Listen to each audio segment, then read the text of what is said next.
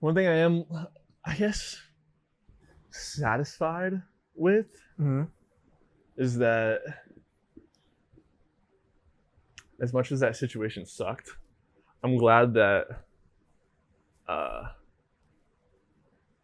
guess I was just proud in a sense that I was able to remain calm through all of it. So calm, dude. Like I felt like even when it like literally had just happened, I like right then like it like registered in my brain like okay, this just happened. But it was like okay, what do I do from here? Pretty much. Because I feel like you always kind of wonder how you would react in a crazy situation like that. Yep. And it was just good to feel like I was fine. You know what I mean? Like I was just like, okay. Yeah. Because that's how I would hope to react. Yes. And to be in those situations, and I feel like I was. So it was a good little like self confirmation. Yes, you know? Dude, I felt the same way with mine because I immediately started like in my head it happened and I was like, okay, I'm okay. Yeah. And then I was like, this just happened, I'm okay. And then I immediately started like filming with my phone.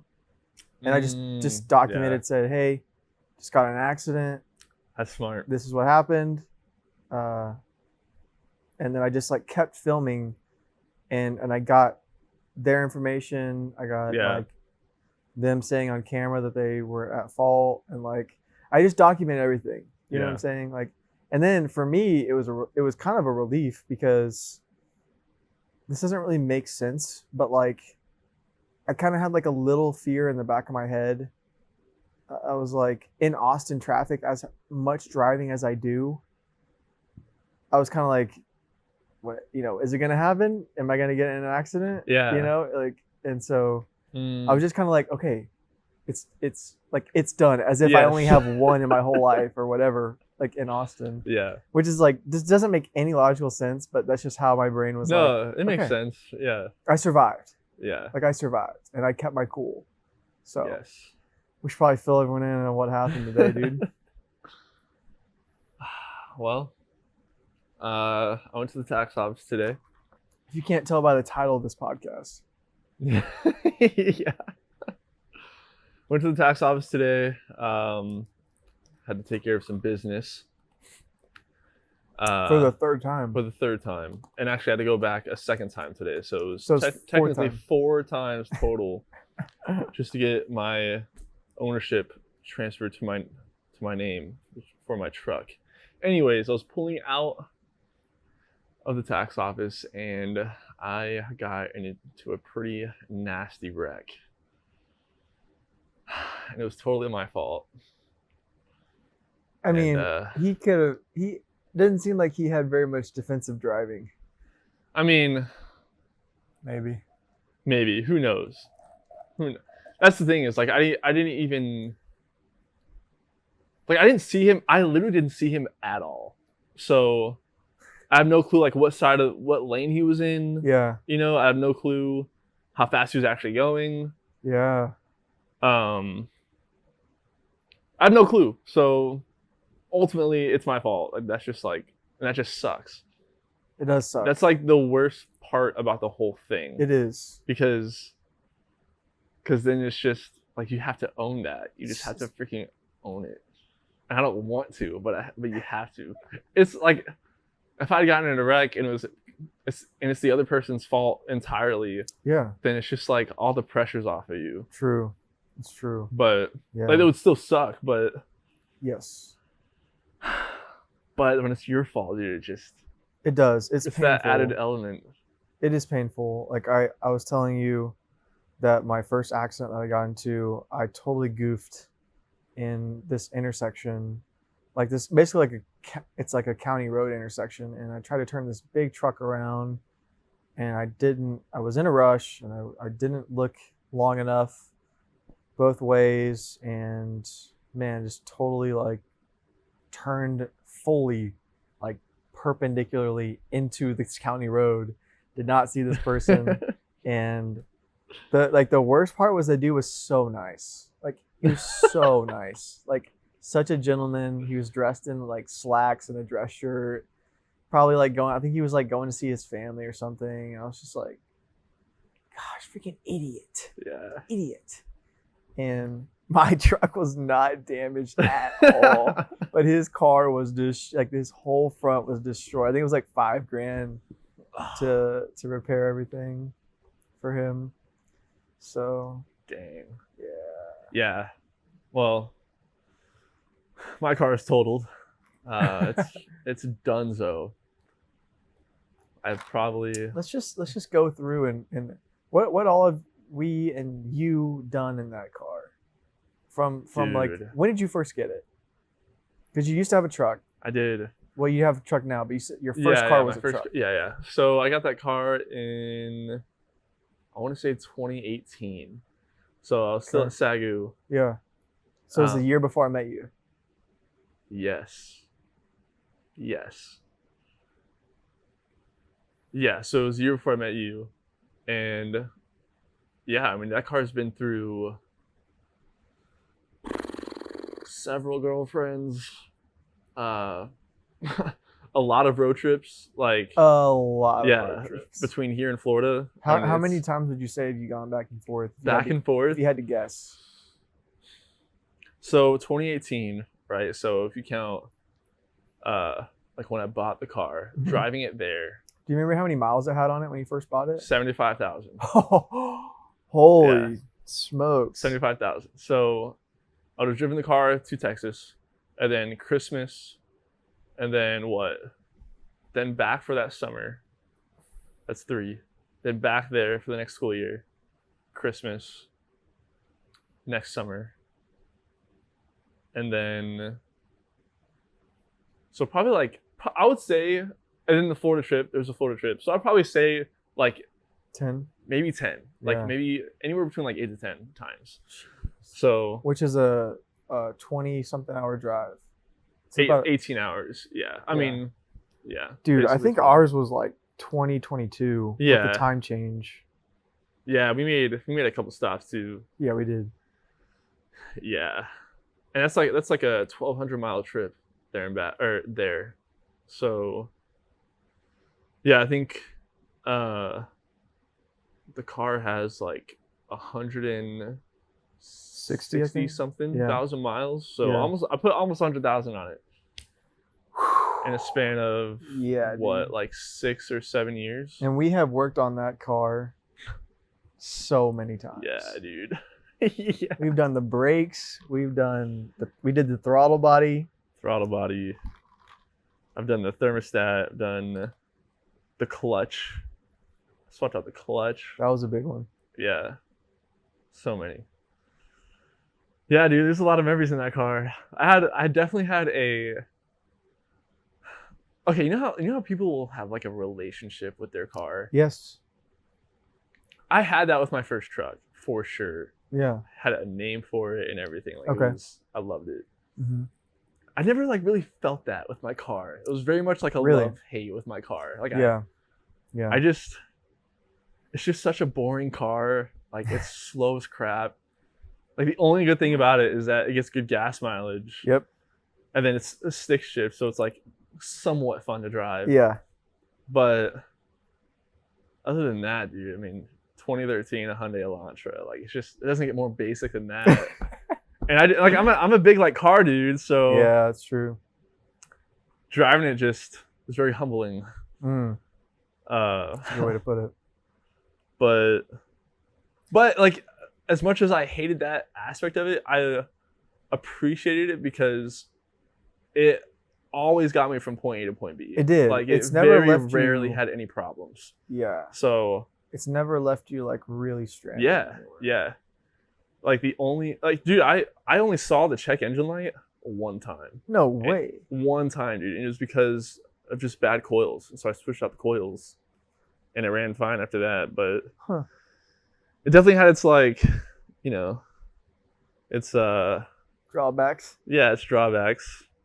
Some annoyances that you had to deal with, but every car has I'd be that. really interested to see like what you end up getting for it. I'm wondering if it's going to be like more than what you would have gotten if you sold it. because like just based on the mileage, like that car was in worse shape.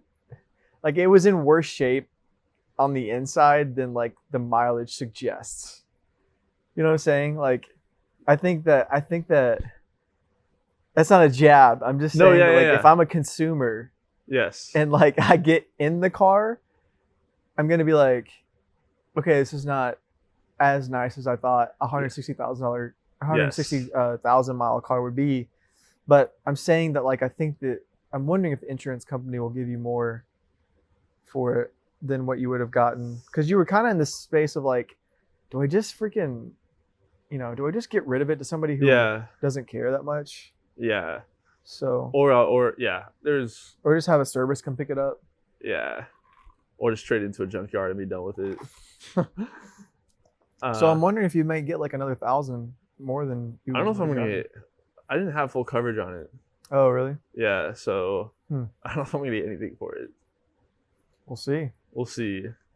Because I had it paid off, and it, like just. Well, I mean that's good.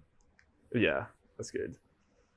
Either way, though, I was due for a new vehicle, so. Yeah, this kind of forces your hand. It forces my hand.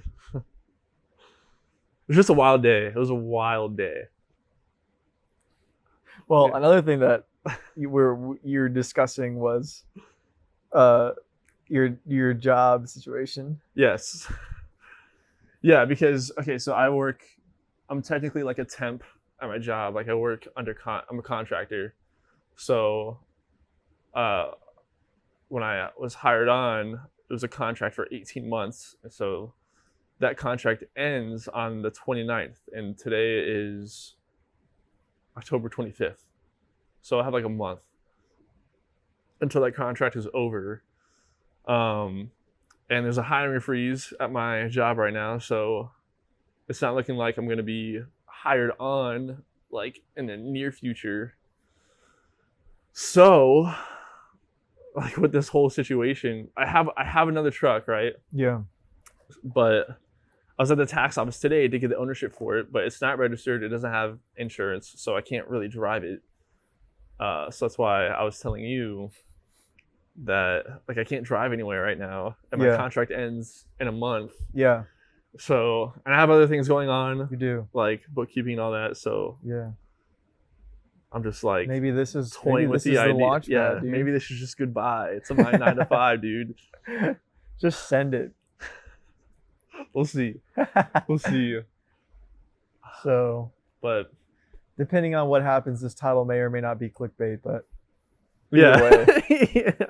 either way, yeah. I'm just glad you're all right, man. I think same. Yes. Yeah. I think it could have been a lot worse, dude. I could have been squashed like a bug, bro.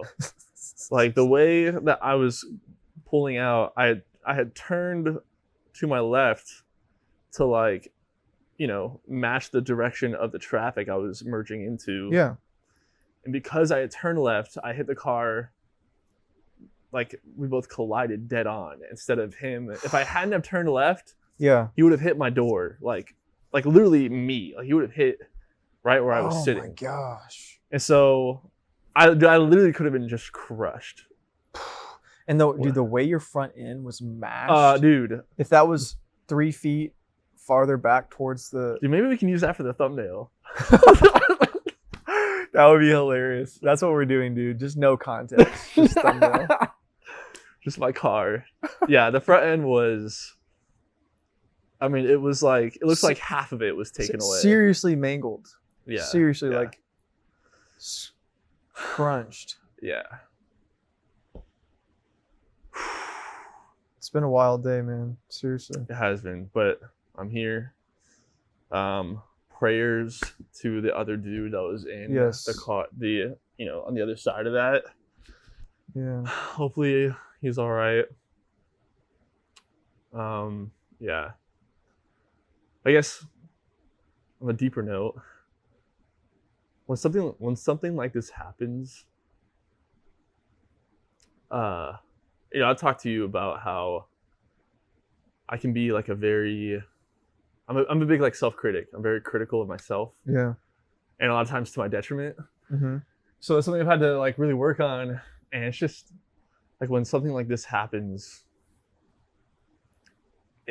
like sometimes my initial response is like, I don't know, like a lot of times I have this view of God that is like he's like sometimes like a punisher. You know, like if something goes wrong in my life, then it's like, okay, this is probably happening because I did this. This is probably happening because I haven't been doing well in this, or, you know, so on and so forth. And that's something I've been like today. I've had to battle because it's like an instinct. It's like I've trained my brain to think that immediately. Like when some kind of like big crisis like this happens, it's like, God's just punishing me or disciplining me for something. But I have to actually like be able to accept that maybe that's not true. You know, like maybe sometimes bad things just happen. Yeah. So, and even if it's like a disciplinary thing or not, either way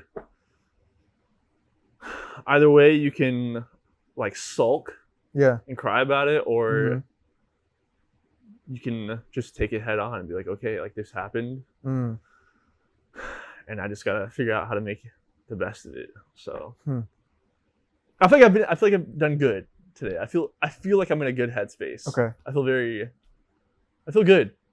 Obviously the whole thing was it just rattles you. Yeah, it does. But I felt like the temptation to go down that thought track. I was like, no, like I'm just gonna accept that this happened. Yeah. And just go with it, you know? Yeah, obviously the accident that I had 2 weeks ago was like not as serious because I was able to actually drive away from it. But I was just like, gosh, this is so annoying, man. Like, why did this guy have to run this red light right here? And now I got to deal with this whole thing on top of everything else. And yeah, I don't think that thought it's not uncommon to man. Like how many stories have you heard of, especially people in like the Middle Ages being like, oh, this is why, or in the Bible, or even today, people are just like, well, God must be punishing you, or this must be something. And Job, right? Job, yeah, that's exactly what I thought. Yeah, his friends are like, you must have done something. You must have done something. And I think what I'm trying to realize is there is a fallen natural world, and so like bad things happen, right? Yeah. Or things happen, I guess, and then we can put whatever label on it we want, and we experience negative feelings, right? Yes. And so like with these scenarios, and so we can look at it like, okay, how many times have you pulled out of a parking lot and not gotten hit? Thousands, right? Yeah. So this one time, it just so happened that you didn't look the other way, or you looked the other way and just didn't see him. Yeah. And he did not anticipate you. He did not probably didn't really slow down that much. Didn't anticipate you coming out. And so it's like, okay, this sucks. And I know for sure that God works all things out to the good of those, even if it's not what we think is good. Right. And so like for me, I'm like, I got to go to the chiropractor. Cool. So I learned like a new exercise for like to help my lower back. Awesome. Yeah. That's a good thing. And then I may get money for the car, and then I may still be able to drive the car, and then I can put that money in savings, or I can use it to fix the car. Yeah. Good. Yeah. Right? Like good. And for you, it's like, yeah, this sucks, but I think sometimes when something's super fresh and then someone looks at you and says, oh, don't worry, something's good going to come out of it, you kind of want to punch that person in the face sometimes. Yeah. So I'm like trying not to do that. I'm just speaking from experience. Like I was super annoyed afterwards. I was like, oh my, I don't even know if my car's going to drive. Like, I don't know what else is going to be wrong with it. And this dude was like, I'm going out of the country for a week. So I'm like, I can't even get a jump on this. There's already a week delay built in. So now we're talking like probably more like a month before I'm even going to get this addressed, really. Yeah. And so I'm with you. Like it's a no, yeah, it's true. It's a annoyance. It's a pain. It's true. Like sometimes when something like this happens, you know, even if the Lord does turn around for good, right? Like sometimes you might not even experience that effect until like a month or two, like down the road, or maybe even longer than that. But that's just where trust comes in. Trust. So, yeah, dude. That's what. Yeah, I feel. I'm trying to hold on to that like mind frame. Yeah. Of, okay, this just happened. And it may come in waves of like anger and frustration. Yeah. Yeah. When it inconveniences you, or your insurance payment goes up, and you're like, oh, so like it's frustrating, right? It's okay to be. I think as Christians we get in this mindset of like, oh, throw the Jesus glitter on. I just got to be in this perfect mindset. Yeah. Whereas like, it's very clear that we see Job being angry with God. Like for 30 chapters, he's just angry. He is angry, and his friends are the one defending God. But at the very end, God condemns his friends and acknowledges Job. Yeah. Because he was angry with God, not at God. Yes. And so that's, I think, a really important point when something bad, something that sucks happens to you. Yeah. It's like, God, I think just saying, God, this sucks. Yeah. Like, I know you got me, but like, this sucks right now. Yes. Seriously. And I don't think people are so afraid. I think sometimes like a traditional view is afraid to do that. Yeah. To like kind of speak to God that way. But if you look at the way that Job speaks to God, it's extremely biblical for him to be, for you to be upset with God. Yeah. And he wants you to work through those things with him. Yes. Because that's what a relationship is like. Yeah. Yeah. Dude, this is exactly what we were talking about with Taylor when she was on. Yes. And I've noticed in my life, because we talked about this on that episode, I've noticed, especially in my life, that a lot of these experiences, like a lot of the crisis events that I've had, or like periods, is when I've realized that those are the times that I have grown the most, like in my faith, in my character, in so many ways. So immediately after, like when I was, standing there on the side of the road on the grass, that's kind of what I was just thinking about. It's like, okay, Lord,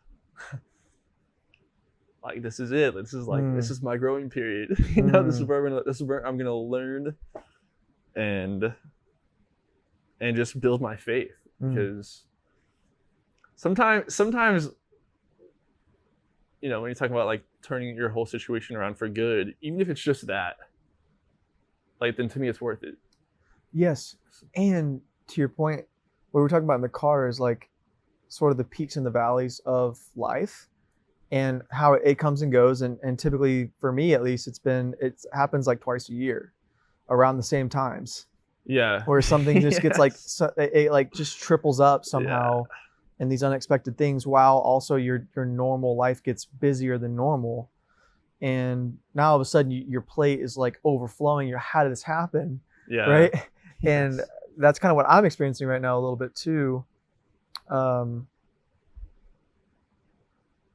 what was I going to say? The highs and lows. Yeah. There's something about what you had said. I said that it was those times that like I experienced the most growth in my faith. Yeah. It'll come to me. Yeah. Well, I'll continue, and okay. maybe it'll come back. Yeah. Because we were talking about on that episode with Taylor how in like the Christian world, the Christian bubble, sometimes we act like it's like, we chase that feeling of being on fire for God and like those mountain peaks, like those seasons. And if you're in that season, then like you must be doing something right. And it's like these times or it's just a good reminder that that's not always the case, that sometimes you have to go through those seasons of life where you are mad at God, like you are frustrated, angry, and that you wrestle with God. I remember Go ahead. So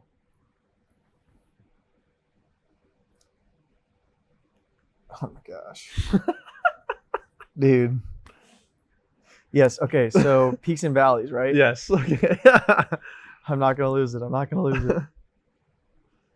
In my experience, when times are good and I feel myself chugging up to the top of a mountain in my life, of like, dang, okay, get some momentum. Things are going. I'm cruising. Yeah. And you kind of hit that peak. I almost get some like really, really, really like light anxiety about like, okay, things have been going really good for a while. I wonder what's coming next. Yeah. What storm is on the horizon? Yes. What storm and it's like is brewing? It's not that I'm hoping for one. It's just that I understand the cycles of life. Yeah. And that sooner or later, something that is going to be annoying or potentially tragic or whatever spectrum it is, wherever it is on that spectrum of annoyance to tragedy is going to pop up. Yeah. And so sometimes for me, I find it almost comforting when it does happen. Like the car wreck for me was like almost kind of relieving in a sense, because I was like, okay, this has been something on top of everything else that is like, I'm going to have to deal with this and it sucks. But now that I know what it is, I can attack the problem. Yes. And that like provides me some level of comfort. And in my business right now, it's like, okay, these are the problems that I'm attacking right now. And yes, could it always get worse? Sure. But at least I know what I'm dealing with at the time. Yeah, like it gives you a sense of direction almost. It does. Yeah. Yes. It's like, okay, my car is at least drivable and I can at least do this and I can at least do that. Those are the things that are in my control. Yes. And so I'm going to just continue to like be in prayer and be with God, and I'm going to work my way. Yeah. Now I know I can work. I'm working my way step by step back up the mountain. Yes. I actually can relate to that like right now, because I was going through a similar thing with my car actually, because I had all these problems. Like we had just done the brakes and had this like crazy wobble in my car, like on the front right wheel, that I knew was gonna, was a growing problem. And then I had this problem with like a weird stuttering problem with the engine. Like things were just like gradually getting worse with my car. Even though it's still for a while. It's been like a year this has happened. Yeah. And I've tried so many things to fix it here and there, but like nothing has been the answer. So eventually I was like, dude, I'm just gonna drive this thing into the ground. Like, we'll just see how long it can go.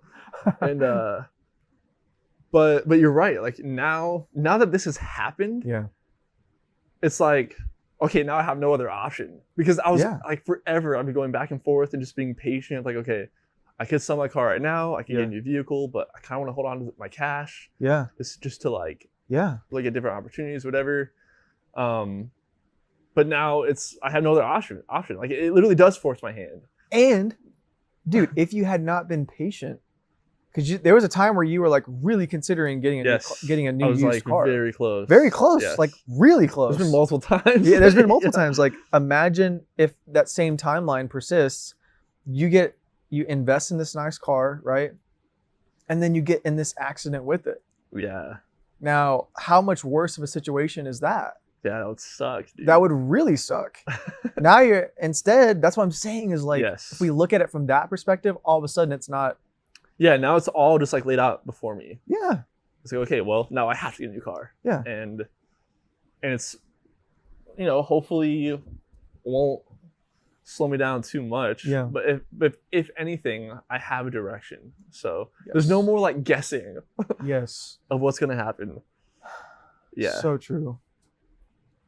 Because you're right. It's like the whole time. It was a very similar feeling of I'm just waiting for this storm to come. Yeah. But now it's here, and it's just that. That's just that. Like I just gotta go with it. You never have to fix that car again. Never have to change the brakes. Never have to troubleshoot it again. Yeah. I will say, I was gonna say earlier when you were talking about kind of like your relationship with the car. I have a relationship with your car too. I'm kind of like its side chick. Dude, you've done a lot of work on it too with me. I have. So. I've done a lot of work on the car, and I had some sweat equity invested in it. Yes. But I also had some emotional stuff invested in it too, because like my freshman semester was 2019, so that was like a year after you got the car, and I mean, I can't tell you how many nights that I just needed to kind of decompress. Yeah, and we would just go for a drive. We would just go for a drive. We would listen to music, and like that will forever be cement. So every time I would get in your car, the smell, the unique smell of it would like take me back to that time, and like the blue screen on your dash, and like the particular music, right? Like all that would take me back to driving to Florida. It would take me back to dealing with my feelings, right? And like wondering what's going to happen with this like relationship or whatever, like driving down 77, dude. And just like, that was such a time for me that was full of deep thought and contemplation. And it felt like my soul was just like, each week was going to another level and changing. There's so much growth, like away from my parents and my home, and with these new guys, and who am I, and all this stuff, right? And learning to be in college, and so. Dang, dude. Yeah, I got a lot of good memories. I didn't realize how you might have been closer to that car than I was. No, it was. I also did Domino's in that car, bro. You did do Domino's. I forgot about that. You did do Domino's. I delivered thousands of pizzas in that thing, bro. Golly. Oh. That's amazing. Okay, now that we've gotten that out of the way, I want to hear more of your thoughts on this whole on that article, or the interview with Dallas Willard. Okay, we'll change gears here a little bit. Yeah, let me pull that up because. So I just a little context. My dad sent me this interview it was an interview of Dallas Willard from 1993, and it was someone had, I guess, just written the whole thing down and posted it as like an article online. Oh man, I'm already just seeing. And you can read through the whole thing in what, 10-15 minutes? Yeah, probably 15. I mean, it's probably 15. And it is, dude, Dallas Willard just always delivers, bro. He just always, anything that he, like his name is on, bro, it just, you just know it's going to be fire. The more I'm reading, the more I'm like, where do I even start? Okay, so he starts by saying, so they're talking about a book called The Spirit of the Disciplines that he wrote, which I've read like I've listened to maybe one chapter of it. And I think that came out before Divine Conspiracy? I think. I could be wrong. But well, it's basically about how important the disciplines are to a Christian. The disciplines would be praying without ceasing, like walking in the Spirit, solitude, silence, and worship. Those are probably like most of them. I'm sure there's a few more. And so I've heard a few people talk about this book, and that when they read it, they're like, okay, yes, I know I need to pray more. I know I need to worship more. I know I need to, right? And then some people have accused Dallas Willard of teaching a works-based faith. Yeah, okay. Legalism. And yes. Like, I need to do these disciplines in order to be saved. And so it starts out, and the interviewer says, "The spirit of the disciplines has sold very well. Are you surprised?" Dallas Willard, yes. Why do you think people are so anxious to read about spirituality? Willard, we are not only saved by grace, we are paralyzed by it. We have lost any coherent view of how spiritual growth occurs. Okay, hold on. Just dude. The first two sentences. That first sentence is crazy, dude. We are not only saved by grace, we are paralyzed by it. Paralyzed by it. We have lost any coherent view of how spiritual growth occurs. Our churches are dominated by a consumer religion that has nothing to do with spiritual growth. But within those churches, there's a huge number of people who are hungry for spiritual growth. And so the interviewer asked, what do you mean by paralyzed by grace?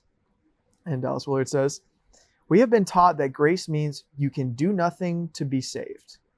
Such thinking has been extended to you can do nothing to have spiritual growth. So spiritual transformation occurs, according to this thinking, in one of two ways: inspiration or information. Inspiration means that in one golden moment, one great experience, you will be transformed. I don't want to criticize experience. I've had many wonderful experiences with God, but they don't transform you. The other view, information, is the means whereby you pour truth into your head and suddenly you are transformed. Inspiration isn't going to do it, and information isn't going to do it. The only way human character is transformed with grace is by discipline and activity.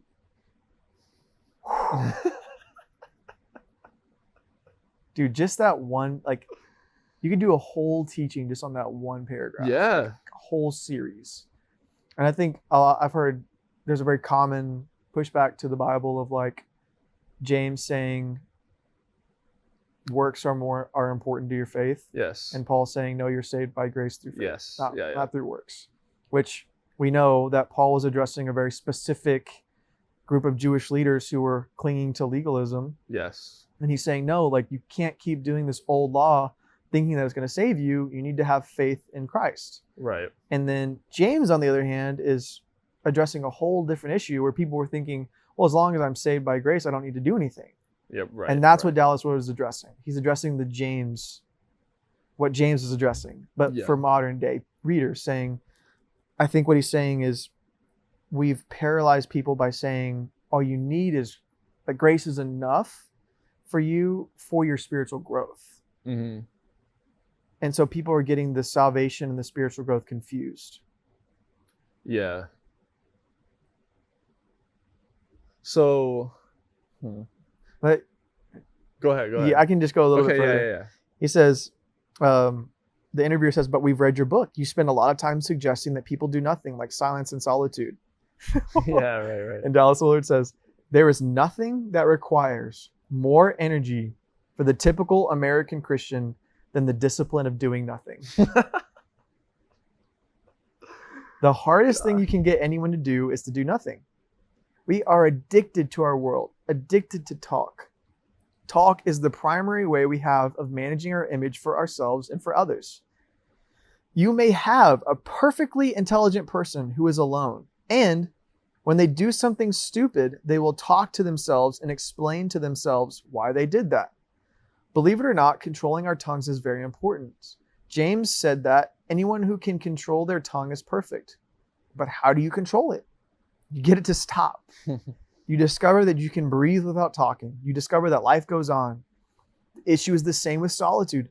The problem with solitude is not being alone. It is convincing ourselves that we are unnecessary, that the world will not collapse if we go away. Solitude is the discipline of letting go of our self-importance, letting go of our belief that we are necessary for the world to continue. Fire! Gosh, dude. Wow.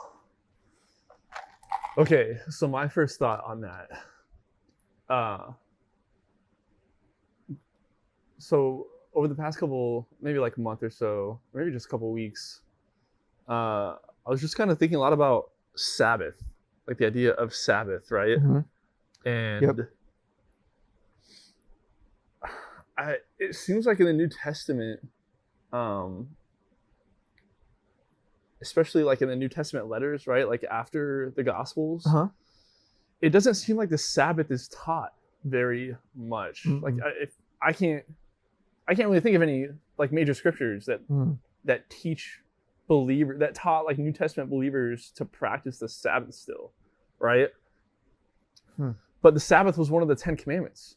Like it wasn't like just a like, you know, Mosaic law. It was one of the 10 commandments, up there with don't murder, like up there with don't have any other false gods, right? Yeah. So I feel like it's something that should definitely still be practiced. And I feel like what Dallas Willard is saying there kind of speaks to that, where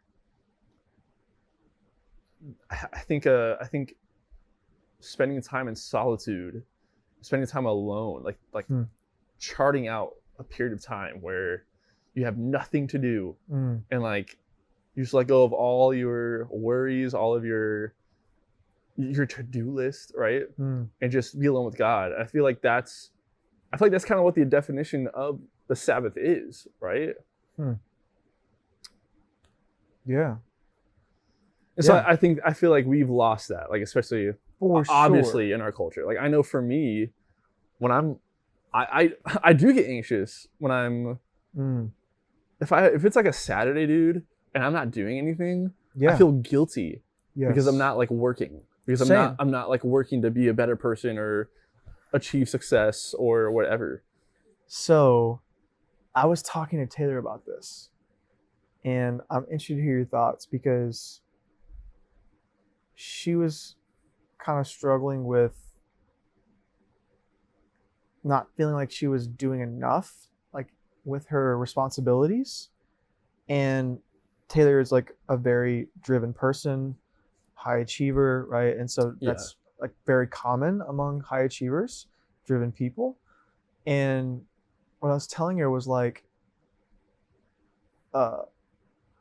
she does have a tendency to be a little bit more on the workaholic side than like the relational side. Yeah. And that's something that she's actively trying to work on and doing a good job, I think. And so one of the things I said was, you know, alcoholism is something that people see and they're like, oh, you know, he's an alcoholic, you know, or he's a drug addict or whatever. It's a label. It's a label, and it's a negative label for the most part. But when someone tells you that they're working 60, 80, 100-hour weeks, that's like a badge, bro. That's a badge of honor. Yeah. And so I told her, I said, like, workaholism is one of the only addictions in our society that is highly praised. Yeah, highly that's praised. very true. No one looks at that person and says, how's your wife doing? Like, how are your kids doing? Do you have any friends? Like, any friends? Like, do you have a life outside of work? Yeah. And for sure, no one is saying, dude, that person's a workaholic, like watch out. Yes, you know, it's not like, yes, you don't treat it like alcoholism or any other addiction, really. No. And it's like they wear it like a badge of honor. And that's why I'm really, really careful when I do have like a really heavy work week to I try not to throw out numbers like that. Yes. Because it's just like inherently you throw out anything that's over like a 40-hour work week, and it just seems like you're bragging. Yeah. It seems like you're bragging. Like, what I want to hear, what I think is important is like someone does, and this is like totally against what the guru entrepreneurs will say, like totally against it. It's like, I want to see, what are you doing with those hours? Yeah. Are you really, like, what kind of work are you really doing? Because there's a lot of different kinds of work. And then furthermore, how are you prioritizing your relationships outside of work? Like, are you going on a weekly date with your wife? Are you spending time with your kids? Like, if you have kids, are you making time for like, we have a Friday night ritual that we do with our friends because we care about our relationships, right? Yeah. And that is like not common. It's not common. Yeah. And so I think that our society, that's why what Dallas Willard is saying is that it's one of the hardest disciplines for people in the West specifically to do nothing, is to do nothing, because we idolize work. Yes. We really do. We make it an idol in a lot of cases. Yeah. And that, dude, it's so good what you're saying because like Dallas Willard said, working like that, becoming a workaholic, it makes you feel important. Yes. It makes you feel like I'm needed. It makes you feel like you it put gives your you this identity. like self-worth. Yeah.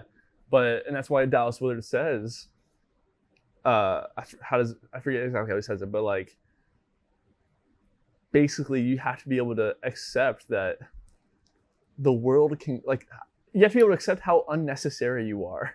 Dude. That the world will go on without you. That is such an incredible take. I know, dude. I experienced that, man. Like 2 years ago, we went to New Mexico with the camper van. I shut my phone off for like 3 days. Like nothing. And I really needed that. And so like it felt really good like the first 2 days. Yeah. And then the third day I could feel myself like, oh, what am I missing? Like, what if someone called me? Like, or there's an emergency, right? Even though I let everyone know what was going on and my team was taken care of or whatever. And then I got back and I was like, oh, like things are okay. And in my brain, I was like, nothing happened. Nothing bad happened. Like they handled it. Yeah. They handled it. Yes. And it really kind of humbled me in a way. I was like, oh, okay. Like I really could leave and things would keep going. Yeah. You know, like I'm not that important. Yeah. You know what I'm saying? Bro. When I mean, that's what I had, dude, all week. For the past couple weeks, I've just been thinking like, gosh, I really just want a day where I can just call out of work and just have a day off. And just for the sake of it. Yeah. Just because I just need a day off, dude. Yeah, like that's the only reason. Yeah, bro. I just want that. It's springtime. It's 70 degrees outside. Yeah. Can I just take a day off because I want a day off? Yes, dude. You've been working like I've been working Saturdays. my butt off, bro. Yeah. Like I worked like 3 Saturdays in a row. Yeah. And so I don't know why it's so hard for me to call out. I don't know. Like it like really gets in my head. Yes. Because I'm like, oh, what is my boss gonna think? Like exactly. Is that called out? Yeah. Even though what's Andrew Tate gonna think? Yeah. Yeah. And I just eventually I had to keep asking myself, like, okay, if you call out, what's the worst that could happen? What is the worst thing that could possibly happen? And it's like, well, I mean, you get fired, but my contract ends in a month, so who cares about that, right? And you're probably not going to get fired because I know they need me there. Yep. But at the same time, it's like, well, do they really? But then that's how, like, my mind will play games with me because I'd be like, well, they need you, dude. So, you know. So you're letting them down by not being I'm letting there. them down. Like they have this whole thing with that big company that I've told you about that's going on. Yeah. Like, what if they get this stuff they got to ship out and I'm not there? Even though I know that I taught the other guy how to do it, and he knows, like, he can fill in for you. He'll be fine. But it's like, I don't know, like, why is it so hard for me just to accept, like, okay, if I don't go to work tomorrow, Applied Materials is gonna be okay. Like a multi-million-dollar company, $1 billion is gonna be just fine, dude. So, yeah, I called it this morning, bro. And I was like, only to have the day I've had today, but true. Either way, man, it's crazy. Okay, there's a little bit more too. Yeah. Well, there's more, but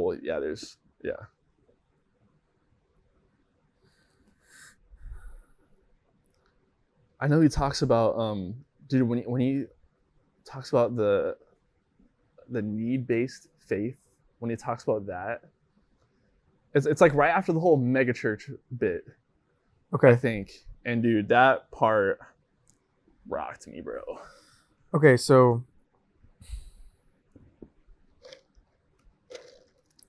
he says one phenomenon contributing to the decline of the church is the megachurch. Yeah. And they ask why. He said it's because it drains off people from the smaller congregations around.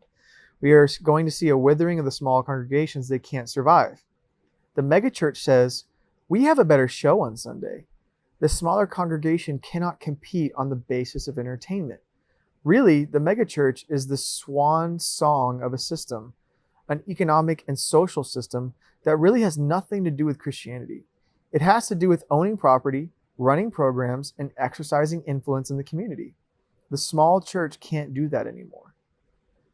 The demands on them financially and socially are so different now. 30 years ago, churches didn't have to worry about being sued out of their existence. Now they do. Church was a simple matter of people who lived fairly close together, coming together to worship and help one another. So then they said, the decline of the small church and the rise of the megachurch seems so sad. And Dallas Willard says, the argument, of course, is that the megachurch meets people's needs. Yeah. We now have full service churches.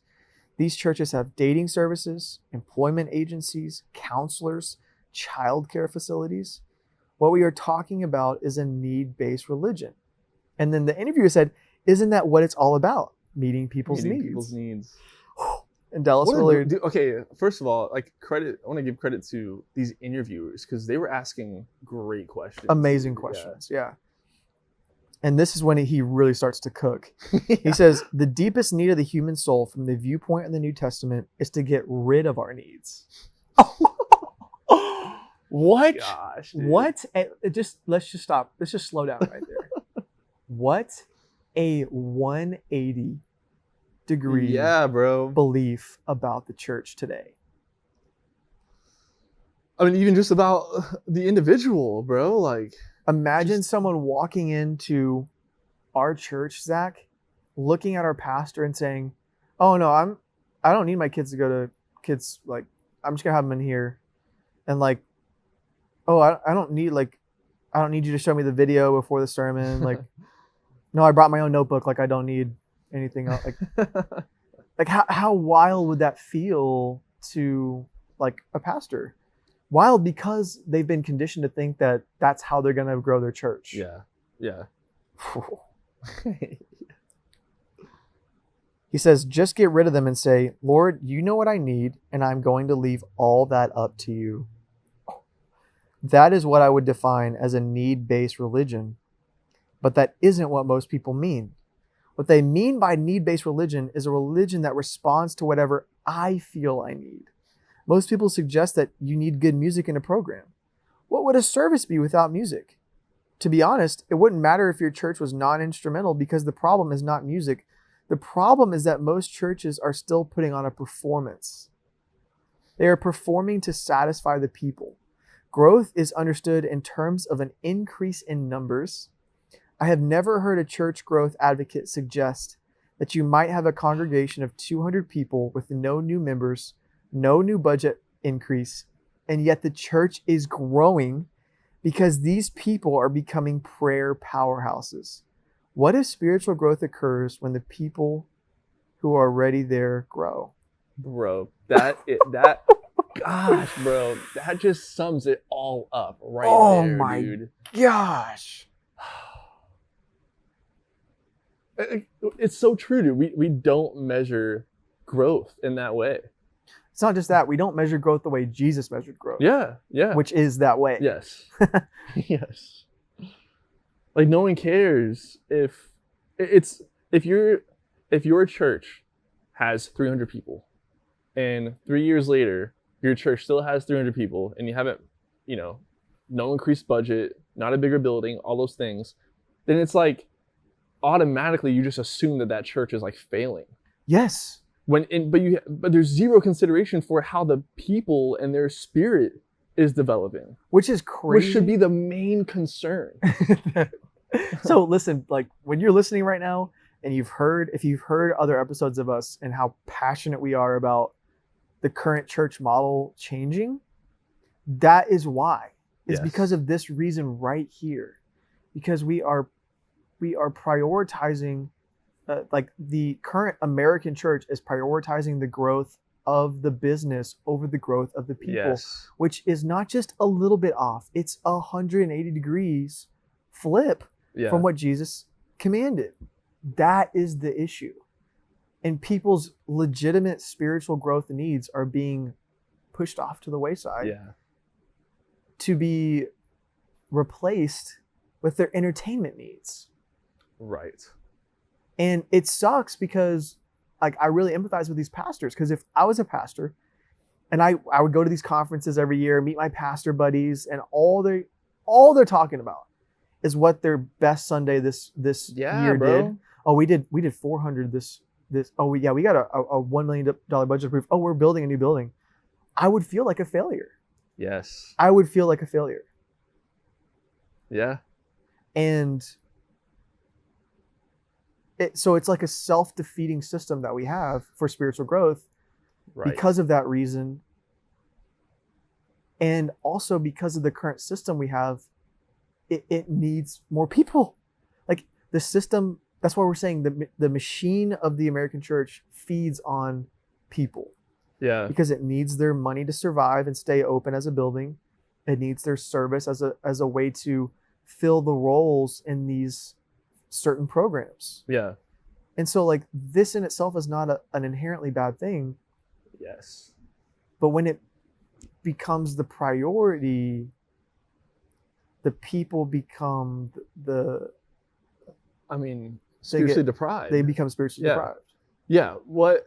Gosh, dude, when he says, I had never, like all this time we've talked about this, over the past like year and all these episodes, I never thought about it that way, that it really, this whole thing is based on like need. It's a need-based faith, religion. And that really struck me when reading that, because he talks about how the mega churches and why they're growing, and it's because, like you said, like the small churches literally they can't compete with mega churches. Like they just can't. And it makes sense if we are a need-based religion, because the smaller churches can't meet the needs. Like they don't have the resources to meet the needs. Exactly. And the mega church can, so it's only gonna grow bigger and bigger, because they're the only ones that can meet the needs. And we operate off of needs. So the whole thing, it just makes sense. Yeah. It makes sense. But it's very tricky. Like when I was talking to my dad about it today. Yeah. It's so tricky, because like to grasp this, because meeting needs, right? Like your church puts on a food drive. Yeah. And it meets the needs of people who are hungry. It puts on, they have like people come and do haircuts, right? For homeless people. Like you can do all these programs. Yes. And meet needs and do things that are good. Yes. Those are all good things. Yes. And we should meet those needs. But the problem is, just like what we've talked about before, the problem is that the church then becomes like, okay, first of all, the faith, the growth of your congregation, of the people, is based on meeting those needs, right? So like the more needs you're meeting, then the better your church is, right? Like the more spiritual, the more you're growing, right? Mm-hmm. So, and then on top of that, if it's only, gosh, how was I gonna put this?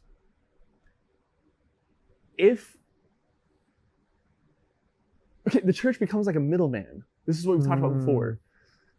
The church programs, the organization itself becomes this middleman where now I feel like I'm taking care of these needs by just giving money to the church. Yes. So then they go and take care of the need for me. Yes. And like now I wash my hands clean and I'm done. Like there's no true dependence. There's no true dependence, and there's no, like, oh gosh, like we said, like these things aren't bad. Like that's the hardest point to see past. So like tough. the act itself of meeting these needs is not a bad thing. It's actually a good thing. But what's bad is that people they're not given the chance to exercise their faith. And that's why there's no spiritual growth. Bingo. right there. And that in spiritual growth should be the number one priority of the church, of a believer, of of our whole faith. And so it's like this, it's this vicious cycle, dude, that just like what we said before, it shreds the soul. Like Christians just get put through the blender. And like it said in the very beginning of that interview, I think Dallas Willard said it, like he writes this book on spiritual disciplines, and you have all these churches that are growing, like these mega churches, but people find themselves spiritually deprived, and they're hungry to grow spiritually. So check this out. So they say your indictment of a need-based religion, a performance-oriented religion, seems so right. It also seems so ignored. How do we call people back to what the church was intended to be? Dallas Willard says we have to reformulate their thinking. Jesus said in John 14, if you love me, you'll keep my commandments. The one who doesn't keep my commandments doesn't love me. If you say to the ordinary congregation, how many of you love Jesus? Every hand goes up. Then if you ask, how many of you keep his commandments? Well, the response is a little different. We've set up a system where you have trusting Jesus over here and obeying Jesus over there, and no connection between the two. Evangelicals have cut the gospel down to mean simply believing that Jesus died for your sins. That is the gospel, they say. And what they mean is that if you believe that Jesus died for your sins, then enough merit will be transferred from his account to yours. So when you show up at the pearly gates, you won't be able to find a reason. They won't be able to find a reason to keep you out. That is the version that's preached today. You can understand why, in an age where people are not worried about their sins, that kind of gospel doesn't have much effect. The odd thing about this sin management view of the gospel is that even though they talk about sin, what they are really talking about is people's needs. Strangely, evangelism today is centered on people's needs, not their sins. Believe that Jesus died for your sins and your needs will be met. God is supposed to meet your needs because you believe he died for your sins? That is the contract most people have in mind. If people want to go deeper into their faith, that is nice, but it's not required. But if they still persist, they can go into full-time Christian service. I want to ask this. What have they been in? Part-time Christian service? No-time Christian service? Tragically, if anyone wants to get serious about what Jesus said, they are shunted off to seminary. It takes more grace to drive a truck for Jesus than it does to teach Hebrew in a seminary. Bang, dude! Bang! Bro. Oh my gosh. Dead sinner. That question, right? This whole idea of full-time ministry. Like, gosh, bro, like when you see it that way, what he just said, it's so okay. So like if this person's in full-time ministry, what is every other Christian in? Are they just like part-time ministers? Are they just like, what are they in? Because that's not what the Bible describes. Like, as a Christian, you're on mission 24/7. Like, it's not just like something that ministers. You don't clock in and clock out. No, dude.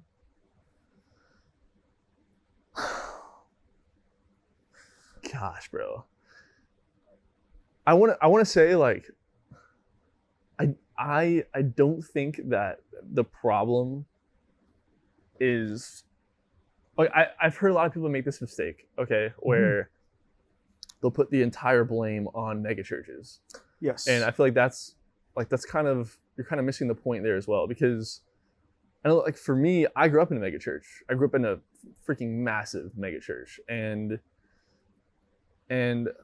here and there, I would hear people who grew up in smaller, what I would experience is like being around people who grew up in smaller churches. They had a very negative view of mega churches. And I mean, it makes sense because it's like, they're taking, there's no like real connection there. And obviously if people are going from small churches to mega churches, then and that's like your church, then you're probably gonna have a negative view of mega churches. And so that was a complaint I would hear a lot.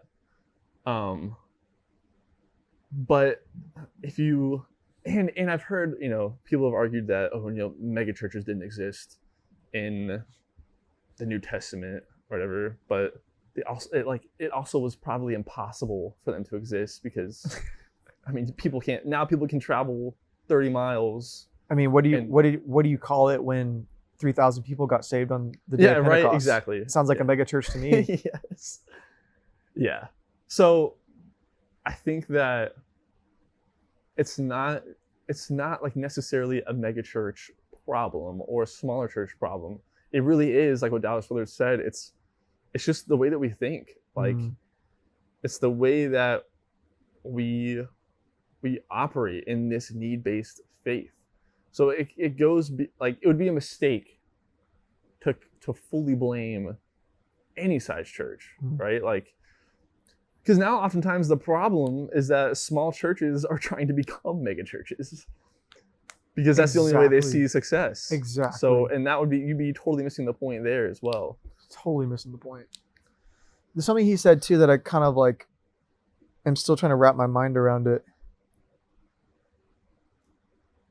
He said the odd thing about this sin management view of the gospel is that even though they talk about sin, what they are really talking about is people's needs. Strangely, evangelism today is centered on people's needs, not their sins. And then he says, God is believe that Jesus died for your sins and your needs will be met. God is supposed to meet your needs because you believe he died for your sins? That is the contract most people have in mind. So is he saying that like, so sin management is the idea that you can like, you're basically the point of your faith is to manage your own sin. Yes. Like, you messed up? Okay, go to the altar. Or, you're like lying a little bit too much? You need to get that under better management. Yeah. And so I'm trying to understand what he's saying here is that he's really talking about people. We're really talking about meeting people's needs in some sense. Yeah. Like, is he talking about like meeting people's needs? Is he talking about like as an individual, I am meeting other people's needs, right? And that's the goal of evangelism. Or is he talking about like the needs you have personally? Or both? Okay, I think this next part might clear it up a little bit. And so the interviewer asked, when you get the chance to speak to ministers and leaders of the church, what do you tell them? He says, I ask them, what are you trying to do to people? What is the outcome of your ministry in terms of its people, of its effect on your people? The hardest thing for a minister to deal with is the contracts or expectations that people have of their minister. He says, I was with a number of ministers in South Africa, and the people there believe that the minister should come to visit them every so often. He should sit and talk with them, read a little scripture, pray, and go. The minister was expected to do that. In our country, of course, most people would prefer that the minister would not visit them. These, quote, contracts are the hardest part to get past. If you read the Old Testament and watch how the Jewish people responded to God throughout their history, you will see the same thing. The people had contracts. You see it especially in Ezekiel, Jeremiah, and Isaiah, where the people are debating prophets are debating the contracts with the people. They are saying, we are the people of God. We come here to worship. It is very difficult to interrupt our adultery and murder to do this, but we do it. This worship cuts into our sinning time, but we are worshiping, so just let us worship and keep your mouth shut. They wanted a nice, safe contract with the prophets, and of course, the prophets didn't cooperate. So I think what Dallas Willard is saying is that our current contract is sin management. Yes. That's what we expect. My contract my supposed expectation is that if I go to church enough, if I serve enough, if I go to the altar at the right times, if I worship and sing, I will receive the needs. Your needs will be met. My spiritual needs will be met, and therefore that is my. I say, okay, God, I know I messed up a little bit this week, but I did these needs. I feel good. We must be good. I'm gonna go and do the same thing next week. Yeah. That's I think the contract that leaves us spiritually dead. I think that's what he's trying to say. Yeah, I think so. That sounds about right. Yeah. And that doesn't necessarily help the believer because they're not truly growing spiritually. You're just kind of checking boxes but remaining the same. Okay, this part is so fascinating, man. They say, but aren't ministers and leaders encouraged to make these contracts in seminary? Dallas Willard says, seminary traumatizes people. Most ministers and leaders rarely get free from the voices that still ring in their head from that period. So much of seminary education is crowding out the things a person really needs to know in order to live before God and help others do the same. Yeah, what he says here is crazy. They say, what things? He says, at the least, a person in seminary ought to know how to pray, how to keep from lying. That is all covered by Jesus in the Great Commission. Teach them to do everything I have commanded you. Honestly, I don't know of a single seminary that tries to do that. Interviewer says, we have often noticed people entering seminary with a real passion for God, a real passion for ministry, and graduating 3 years later, passionless. You talk to people in their jobs or at home, and they seem to have lost their passion. Why do you think that is? Dude, this next phrase, only reality creates passion. When you are not in touch with reality, you don't have passion. You have an inverted, twisted view of passion that is mainly something you have to carry. You force it. You make it go. That is what religion has become for most, just another job. Oh, buddy. Oh, buddy. Just another job. Clock in, baby. Punch that time card. Get that service done. Get your hours in. Get those hours in. Hey, remember this contract? You signed when you raise your hand. We get to do this. When people hear about the disciplines of spirituality, they often say, oh, more work. But the disciplines are really a way into living from reality. That's why Jesus' yoke is easy, his burden light. You find rest in it. So your efforts to minister are not strained when you take on Jesus' yoke.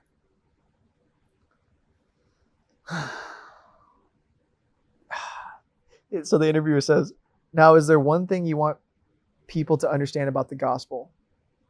If there's one thing you want people to understand about the gospel, what would that be? Okay, so this is the end, and then we can talk about it. He says, what Jesus said to us is true. It's really good for us. And the best thing anyone can do is to bet their lives on him. That is what trusting Jesus is. It is believing that he had it right. So much of what goes on in the church and in organized religion is nothing more than a systematic attempt to protect our way of living against the wild claims of Jesus on us.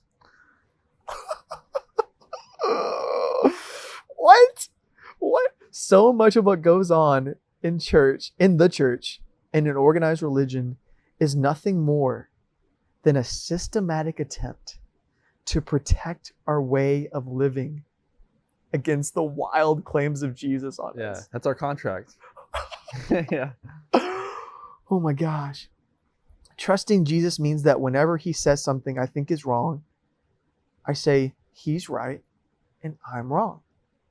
When we actually begin to live like that, we learn, we progress.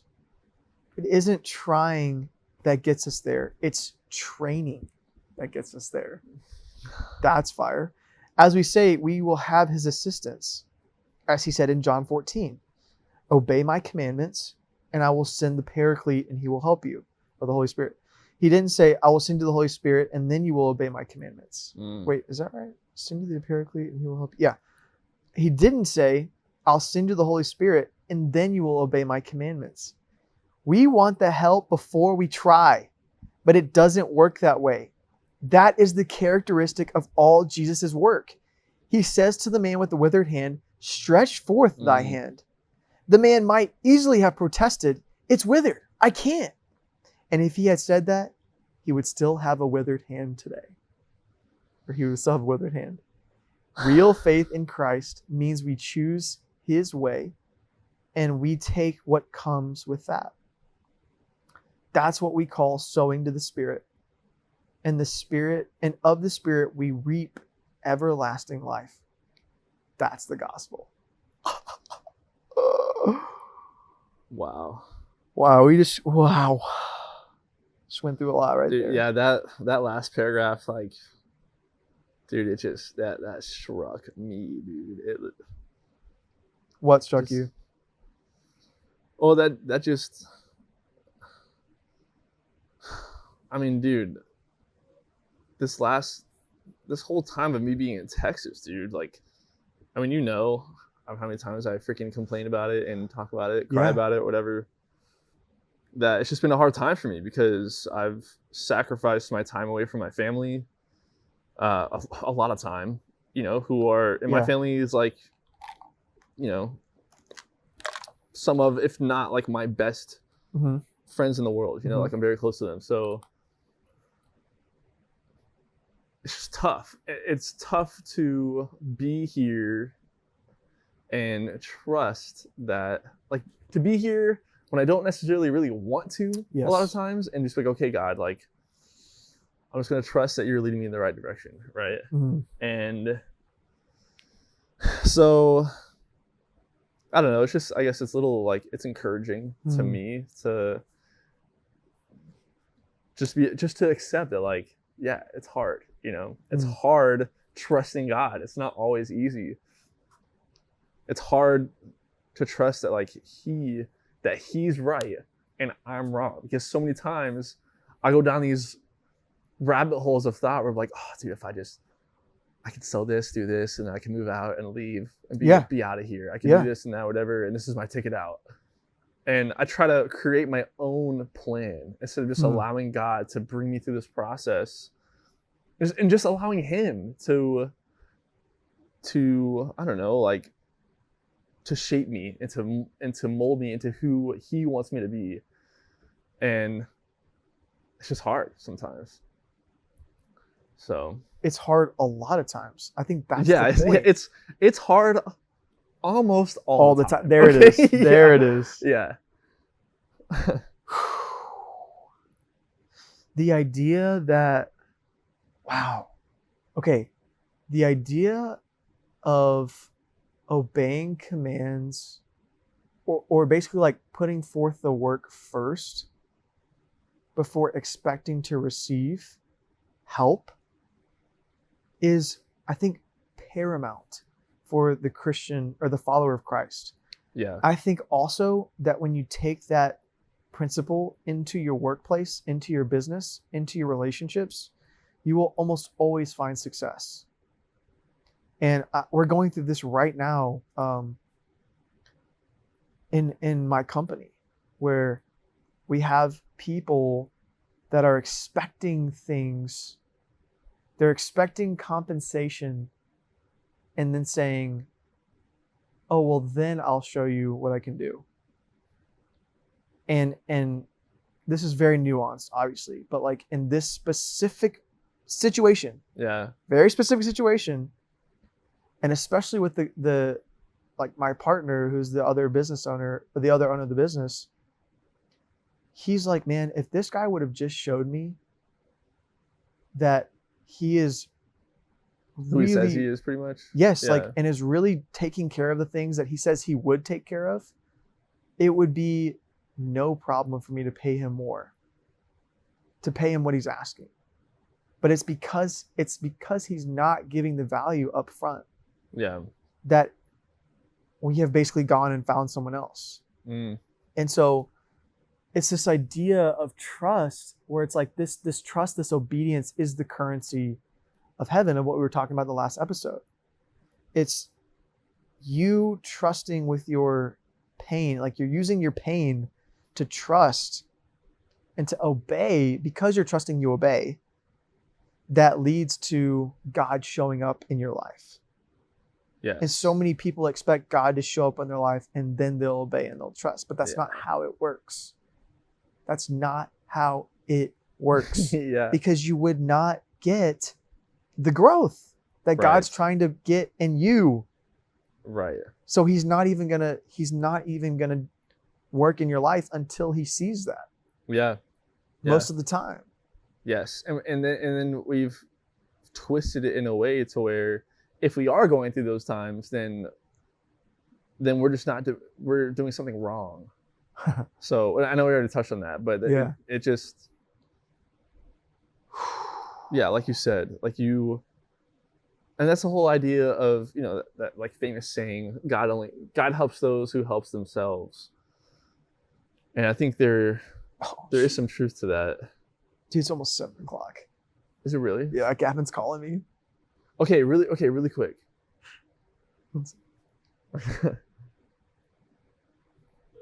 Hey. Hey, dude. Still doing the podcast? Yeah, dude, you're on right now. We're almost Y'all done. need to freaking hurry up. We're wrapping up. We're wrapping up right now. Customer you are calling is not available. Please try again later. Hey, tell Zach to answer his freaking phone. Nah, dude, we're gonna wrap up and we're headed your way. Die, dude. All right, hurry up. All right, bye. Okay, I just wanted to touch on one more thing that you read. Can you go to the beginning of that paragraph, that last paragraph? It says, what Jesus said to us is true. It's really good for us. And the best thing anyone can do is to bet their lives on him. That is what trusting Jesus is. It is believing that he had it right. So much of what goes on in the church and in organized religion is nothing more than a systematic attempt to protect our way of life against the wild claims of Jesus on us. Okay. And that line right there, like we had like a big freak out moment. We did. But like, why do you think that's true? Like, what do you just, that line? I know I just kind of put you on the spot. Because we've convinced ourselves we have a facade. Like we all have like an equal agreement in Christianity where it's like, as long as we just keep doing this organized hamster wheel of going to church and all these things that we talk about, then we don't really have to do the dirty work of the gospel. So what do you like, how do you think it avoids what Jesus taught? Like, why do you think it does that? It's the checkbox mentality. It's what you said. It's as long as I am fulfilling this contract of checking the box every week, I don't really have to think about what it really means to love my neighbor. I don't really think about what it means to have a difficult conversation with my wife, or to come to terms with the way I'm treating my kids, or to think about how much I really hate my boss, but I really should love, if he's the enemy in my head. So what does it mean to really love my enemy? We don't have to do that, which is the hard work of spiritual growth, as long as we're fulfilling our contract of going to church. Yeah. So practically, even if you're like a daily weekly, or maybe, multiple times a week, like you attend your church, you're a member, and you do all the services, maybe you serve in church, and then maybe you go to, like, you serve in like an outreach, right? You check all the boxes. Yes. And you're meeting those needs. Then our contract tells us that we're good. Exactly. And that because I'm working and because I'm good at my job. Yeah, because I'm my good at my religious job. Yeah. And we all, we've talked about many times how ministry can be like workaholic. Yep. Workaholism. Yeah. Okay. Yes. I don't know what else hard to say. But So we've convinced ourselves that that contract tells us that we're good. But if you do all those things and you have a boss that's maybe your enemy, right? Like that you hate, and you can't get over that anger. You can't love him. If you have problems in the family, yeah. And like you can't have a conversation like in love, right? Like, and it's those deeper transformations that aren't occurring, and that's why that you are able to avoid because you check these boxes and say, well, I do all this stuff, so I'm good. Exactly. And that's the problem we're trying to address. Yes. Because like, and that's why we've said like this whole thing is so tricky, because all of those things are good things. So we're not saying it's bad to go and serve at your church. We're not saying it's bad to go and be in like an outreach group. Like, yes, do that. Like, it's good. And I'm thankful that we had those things. But you cannot do those things without having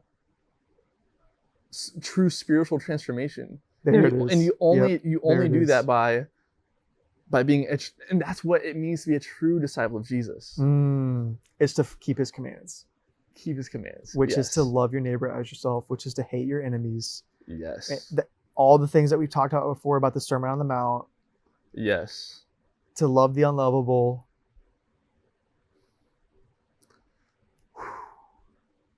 I mean, that's it. So rich. So rich. So rich. And that's what feeds our souls, man. Yes. That's what feeds our souls. Oh, man. Hope you're getting this. People who are listening. Yeah, we can tie a bow on that. All right. Well, we have a Chewy's calling our name, specifically a box, mini baskets of chips with jalapeno ranch. Yeah. Calling our name. I'm about to go to town, bro. I'm about to go to town. And on that note, that's another episode of the Second Floor Experience. Thanks for hanging around. Thanks for listening. Look forward to your feedback on this one. Yeah. And we'll catch you next time on the next episode of Second Floor Experience. Peace out. Rock on. I want to talk to you. Not now. Later. No, now.